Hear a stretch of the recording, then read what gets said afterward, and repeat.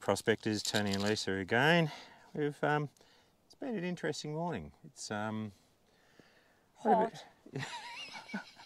Just thought I'd say that. Stop. What was that, Robin? Enough of the niceties, it's just hot. What was that Robin Williams movie, Good Morning Vietnam? Yes. And he did that bit there.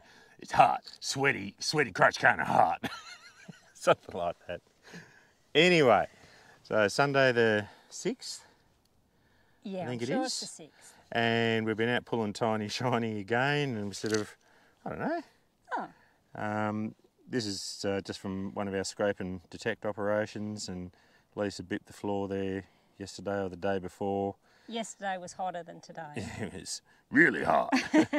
And so we just came out this morning and jackhammered it out of the cap. So I don't know, 7 or 8 grams, something like that for a Sunday morning. Can take that. But we're just having a bit of a smoker. We had to come out here for 2 reasons. One was to jackhammer out of the targets out of the cap, and the other was we're doing a little bit of maintenance work on Daisy Teaspoons. Daisy Teaspoons is our little 14-tonne digger, and we're slowly rounding up the problems with her, and got another few hoses and fuel hose and what have you. So I like to try and keep on top of my maintenance, or at least get it back to a stage where it's acceptable. We'll always budget close to, on a 14-tonne digger, probably close to $10,000 a year in parts and maintenance. And we find that with most of our sort of size machinery, sort of 14 to 30-tonne, 35-tonne gear, seems to be about right. It doesn't mean that you spend $10,000 every year, but eventually you will. You'll do something major and there goes the money. So it's just, if you're looking at getting into machine mining a little bit, that's just an important consideration. And a good indication of that is when I see Tony and he's got his head down and he's walking back into camp or into the yard, I know something has gone wrong. That's always the indication. And if you're working as a couple, you may understand this. That's the moment where I'm trying to work out how the hell I'm going to break the news to Lisa that we just did such and such, and it's going to cost us $5 grand to make it go again. I've had a few of those moments, haven't we, darling? Yep. Anyway, what else would you rather do?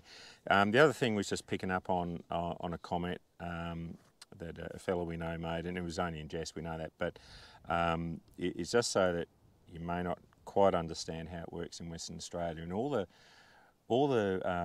when we're doing what we call ground disturbing activities. So we'll bring a piece of machinery in. It could be scrape and detect, it could be dry blowing, running a wet plant, doesn't matter. Drilling, any activities that disturbs the ground. That's including your camp and tracks and sloughing areas. It needs to be permitted through the Mines Department. So the Department of Mines, Industry, Regulation and Safety, and specifically the Environmental Division. They're the ones that say yes or no to the work that you can do. Look, it's an easy process, and at this stage it's still free, thanks to APLA. They tried to put a $700 odd price tag on it about 5 years ago, and that was quashed, which is great. Otherwise, we'd be out of business. The thing is that you'll need to either be the tenement holder, because it's only the tenement holder that can apply for the program of works. The program of works prospecting is what you'll be going for. Under a mining lease, it's a slightly different process, but it's a mining proposal for small mining activities, a small mining proposal and a mine closure plan. And there is a program of works for exploration, but that's something slightly different for drilling and what have you. But for most of us prospectors, the program of works prospecting is what we go for. It's a 12-page document. We need to be the tenement holder, or we have to have a deal, if you like, in place with the tenement holder. So we have to have their permission, and basically they have to sign off on the application on the program of works for prospecting. It's submitted to the Enviro Division.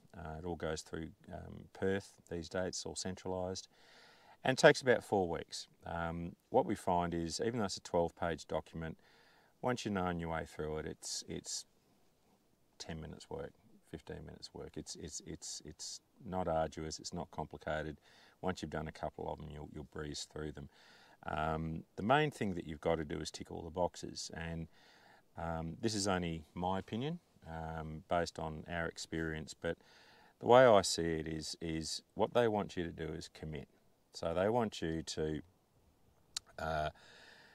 sign the paperwork to say, look, I'm going to do this, I'm going to do this, I'm going to do this, so that if an inspector comes out on site, a mines inspector or enviro, and they're quite entitled to do so, although it's pretty uncommon, to be honest, then what you don't want to have happen is for them to look at a program of works that you're signed off on, and you've said, I'm going to do 2 hectares and 300 mil of depth, and they see the next great super pit. You don't want any disparity between the work you're doing and the work that you say you're going to do. What I've found, it leads to several problems, which I won't go into, because you generally need to ask for more than you think you're going to need, and that can backfire on you a little bit with regards to tonnages. But what I find is if your work changes, and that's a problem when we're chasing alluvials, dare I say it, no one's got a crystal ball, and things change. It might be, instead of going to the right, we need to go to the left. It's because we're always following the gold. What I've found in the past is that if you send them an email, as in send the enviros an email to say, look, this is what's happening, I want to go to the left rather than the right.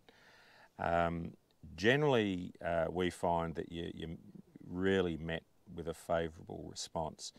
As long as your disturbance footprint doesn't change, i.e. 2 hectares, and as long as your tonnages don't change. So if you have been approved for 2 hectares, 5,000 tonnes, as long as if you want to do something a little bit different, but it doesn't go above those 2 criteria, then most of the time we've found we're pretty right. And I believe it's far better to ask for permission than be caught out illegally mining. It's just not worth it. I think it also, there's another side, I don't know if you'd agree with it, love, but you get a reputation for trying to do the right thing, and I think they get to know that you aren't a cowboy or anything like that. I was just picking up what Yep. you said before. Was it 700 or 7,000? No, it was going to be, that was with the Mining Amendment Bill 2015. It was going to be, I think it was about let's say 750 for a program of works prospecting, and it was about 7,000. That's where you get that figure from for a mining lease application, Okay. an Yep. MLA. Yeah, Yep. yeah, it was pretty full on. Anyway, good on you, Appler, for squashing that one. So as I said, the process is pretty simple. If you're the tenement holder, you lodge the POW. If not, the tenement holder needs to sign off, so you need to have some agreement in place. It goes through the process and it takes about 4 weeks. Sometimes a bit quicker, but not often. And what I find is just fill out as best as you can. If you make a mistake or two, it's not critical. What'll happen is that they will email you and they'll basically request further information. They'll say, what about this, what about this, what about this, and your response in 10 days. It's not complicated. In the past, I've found when they're sort of asking questions that I'm not comfortable with, then I just ring them up and say, right, what's your point here? What are you chasing? And most of the time over the phone, I found the enviros are really, really good. And again, they're just people doing their job. So the thing is, having run training courses for a long while, and so having never prospected in the east, but having experienced prospectors that have, if that makes sense, there's nowhere else I'd rather be than in Western Australia because, yes, we have to jump through hoops, but it's not hard and we can do quite a lot of work. The thing is, as part of all of that work, and I just want to make this point, is that We need to go through the Aboriginal Heritage Inquiry System, make sure that there's no registered sites that we may be interfering with. There are processes we have to do and checks and balances, but I think they're all very, very fair and reasonable. There's nothing complicated.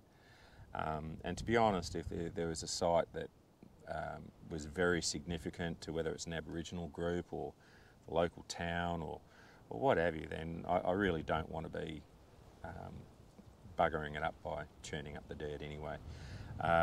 As part of all of our work, we have to rehabilitate the areas through to industry standards, and there's guidelines on the DMIRS websites about what you have to do. And I always sort of recommend allow about the same machine time. If it takes you 3 days to push something out, allow a few days to push something back in, depending on the size of machinery you're dealing with. But that's about all I wanted to say. Was there anything you would add to all of that, love? Because you know the system as well as I do. Yeah, no, I just think you just got to, as you said, if you're not sure, just ask. Just ask. Yeah, absolutely. Yeah, don't go off half-cocked. It'll bite you. Yeah, the last thing I just want to talk about on this lovely Sunday while we're having a cup of tea. Oh, I'm not. You Yeah, didn't well, make me one. Well, you didn't want one, I asked. Well, now I do want one. Well, mind reader. Well,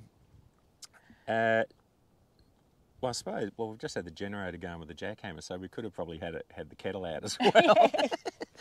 Or save power, that's or a what it's all thermos. about. Yeah, if only we could invent this. If only we could invent a time machine. 43-degree heat. Yes, we need a nice hot cup of tea. So, next Saturday and Sunday, Lisa and I are going down to the Big Smoke again. We're running some training courses down in Mandurah. So on Saturday, and correct me if I get this wrong, so on Saturday the 12th of February, which is next Saturday, we're running our one-day training course called Be a Better Prospector. It's a pretty full-on day, and during that day we go through not just the basics, so we go about all the basics of where you can go, where you can't go, and Tengraph and this, that, and the other, the rules, the regs. But what we want to do is take you a step further and start you down a path, if you want to, of researching your own areas and finding really good places to go prospecting and metal detecting. It's not complicated. It's when you see the systems that we recommend, they're so easy, it's so simple, it takes minutes, it doesn't take hours of research, and there'll be plenty of days when you'll go without gold, but when you do get onto something, it'll possibly be a bit better than what other people are getting. The thing is that you're not just following what everyone else does, nothing wrong with that, but you start calling the shots, you start wagging the tail, you start working out where you want to hit, how you're going to hit it, and that's when you really start becoming a good prospector and you're getting onto gold regularly. So the second day we're doing, which is on the Sunday, the 13th. Yes. And my birthday is... Oh, yours is on the February the... No, you just concentrate on other things. Yeah, it's about the camera work, love. Don't worry about me. Anyway, it's February the 10th. Oh, well done. Yes. So anyway, so there's a few days. So Lisa's birthday is on February the 10th. If you can send $100 bills in cards, that'd be wonderful. So the I've got everything else about, haven't I? But anyway, so Saturday, February the 12th is Be a Better Prospector, and Sunday the 13th is Making a Living Out of Gold. And on this day, it's another full-on day. We charge a good dollar for information, so we give you a lot of information. Lisa and I make a living out of gold. That's our primary income, and we sort of show you how we do it. And fair warning, a lot of that is the nitty-gritty side of prospecting. It's not the that's when we're sort of straying a bit from the sunsets and a couple of beers by the campfire. It's getting into ground acquisition and the Warden's Court and special prospecting licenses and some more advanced research techniques. I'm a bit of a self-confessed nerd when it comes to research. I really enjoy it. So for me, it's not a chore, and we've developed skills that makes it very easy once you know how to do it. And so what we're trying to do is show you how to do it. So that's this Saturday the 12th and Sunday the 13th. If you're interested in that, it's $275 per person per day. You can do one day, you can do both. Obviously we have places available, and you go on to our website at www.goldtalkleonora.com.au, and there's a booking form there, and away you go. So anyway, this is just rounding up a last bit of business before next weekend. We thank you for your support. We always feel quite privileged that people come and listen to what we say and watch these YouTube videos, all 3 or 4 of you or whatever it is. And we're going to pull some hydraulic hoses off Daisy teaspoons behind us, and we'll look like Al Jolson at the end of it, covered in mud, mud and crap, but we wouldn't be anywhere else. So for those of you that we'll see you next Saturday and Sunday, and we'll put another video out once we're back to work. See you, prospectors. Good stuff. Say see you, prospectors. See you, prospectors. See you, prospectors. Bye bye. You can.